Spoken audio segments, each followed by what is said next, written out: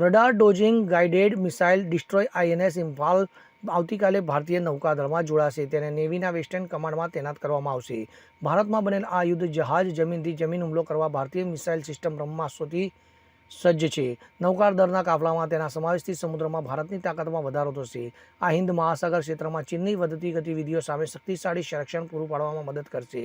મહત્વનું છે કે આઈએનએસ ઇમ્ફાલ લાંબા અંતરની બ્રહ્મોસ મિસાઇલને ફાયર કરવામાં સક્ષમ છે. નેવીનું આ પહેલું યુદ્ધ જહાજ છે જેનું નામ ઉત્તર પૂર્વ ભારતના કોઈ શહેરના નામ પરથી રાખવામાં આવ્યું છે.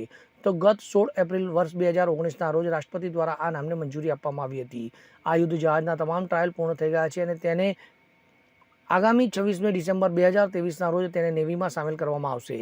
Crest of yard project 15B guided missile destroyer શ્રેણીનું ત્રીજું જહાજ છે જેનું નિર્માણ Mazagon dock ship builders limited દ્વારા કરવામાં આવ્યું છે. Bureau report CN24 news.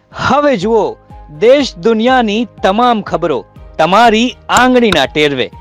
ઉઠાવો મોબાઈલ અને Google Play Store પરથી ડાઉનલોડ કરો અમારી CN24 ન્યૂઝ મોબાઈલ એપ.